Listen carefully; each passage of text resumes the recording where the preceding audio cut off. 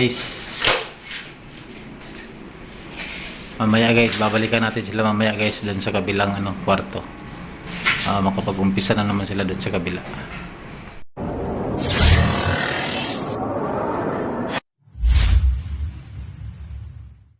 Hey mga ka-workers, welcome back sa ating munting YouTube channel, Regan Susakyan TV.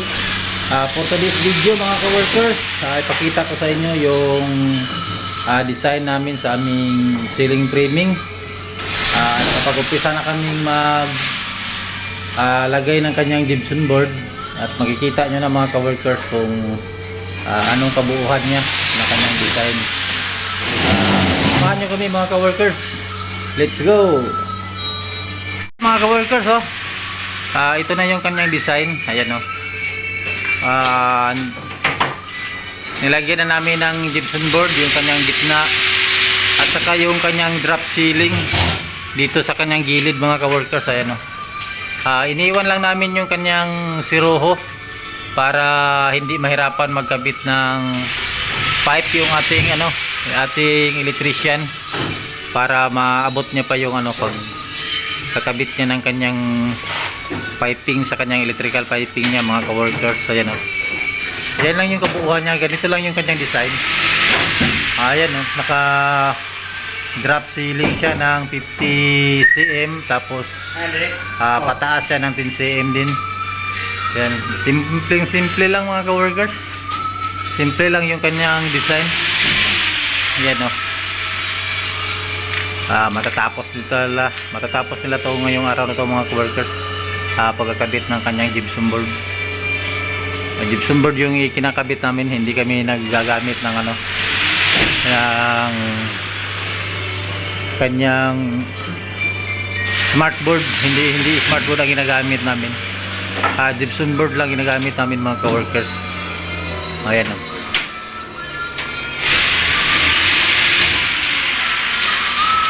yan mga ka-workers. Saka ito yung ito yung kanyang cob.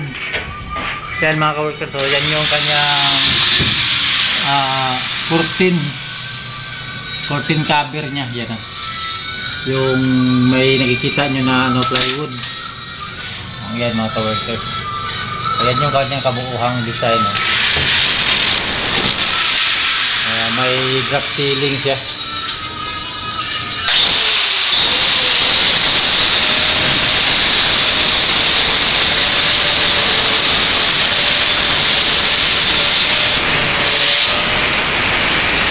Kaya nyo lang mga ka-workers hanggang tapos namin ito, namin magawa na aming ceiling. Kaya ganyan lang, ganyan kasimple, simple lang yung nagawa namin ito. Ito yung sa kabilang kwarto mga ka-workers. Ayan tapos na nilang ma-ceiling frame, lagyan na nila ng ceiling nya, yung kanyang ceiling joist na tapos na nilang mga lagyan. At saka yung kanyang mga drop ceiling tapos na rin. Ang kulang nito mga ka-workers ang pagkabit na lang ng kanyang gypsum board, yung kanyang mga curtain cover, yung kanyang cob niya tapos na rin. Yan yung area na to tapos na. Ito yung area sa kanyang man cave tapos na mga ka-workers. Puntahan natin mga ka-workers yung kabilang kwarto.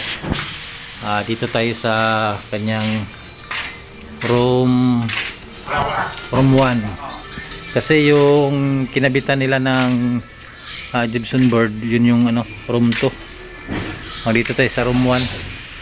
Katabi ito ng katabi ng kanyang master bedroom. Ito yung kanyang room 1 mga ka-workers. Hindi pa siya kumpleto. Yung drop ceiling pa lang niya at saka yung kanyang cob ang meron. Wala pa yung cob niya sa pataas na 10 cm ang 10 cm ang kapal niya. Hindi pa nila nakabitan. Yan mga ka-workers.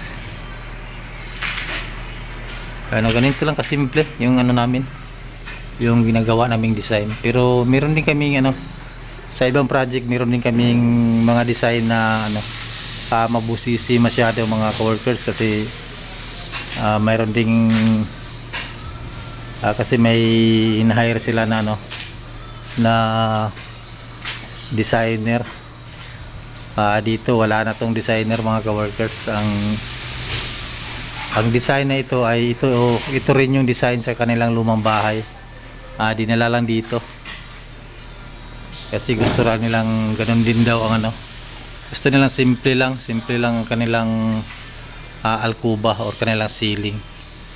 Kaya yung design ng ceiling nila dun sa kanilang lumang bahay dito ganun din.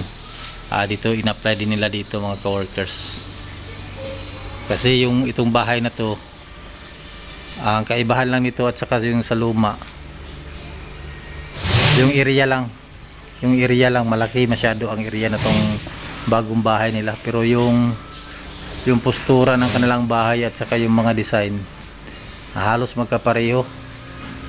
Parang nasa 80% or 75% na design dun sa kanilang lumang bahay in-apply din dito sa kanilang bagong tinayong bahay mga ka-workers. Ayan o. Okay, hanggang dito muna tayo mga ka-workers. Babalikan natin sila mamaya pag matapos na silang magkabit ng gypsum board. Papakita ko sa inyo yung kabuuhang design nya. Guys, ito na guys oh. Ito na yung kabuuhan nya guys oh. Ayan. May bakante guys, yan yung yan yung siroho nya. Iniwan muna namin yung siroho para hindi mahirapan yung electrician guys na pagkabit ng kanyang mga pipe. Ano siya guys oh. Buo na yung buo na yung ceiling ng room 2 nya. Yan. Ganyan yung design niya guys. Ilaw nga pala niya nasa nandito lahat sa sa may drop ceiling niya. Yan guys malapit na nilang mabuo ang room to. Konti na lang yung kulang.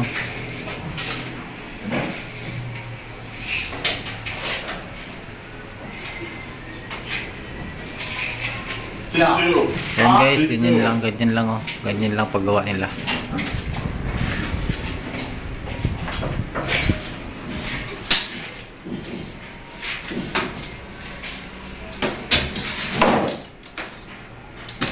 Yan guys, mamaya guys babalikan natin sila mamaya guys doon sa kabilang kwarto. Makapag-umpisa na naman sila doon sa kabila. Hey guys, ito na yung sa may man cave nya guys oh. Yan, tapos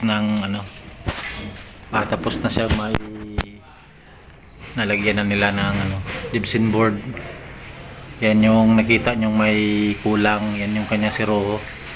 Hindi muna namin nilagyan guys kasi para hindi mahirapan ng yung sinasabi ko na hindi na mahirapan yung aming electrician na paglagay ng kanyang electrical pipe.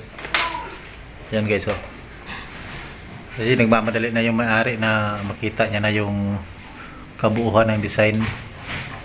Kaya pinatatapan ko na yung mga buo. Yung buo na area pinatatapan ko na. Ang kulang na lang yung kanyang mga siroho na lang. Okay guys, ganyan lang yung design niya. Ganyan no. May drop siya tapos bumalik siya sa taas ng 10 cm. Ayan. Ganyan lang kasimple guys. Pero pagkatapos nito guys, pag mapinturahan to, maganda rin to, resulta rin to. Ilaw na magdala ng nito. Ayan no. Ayan guys.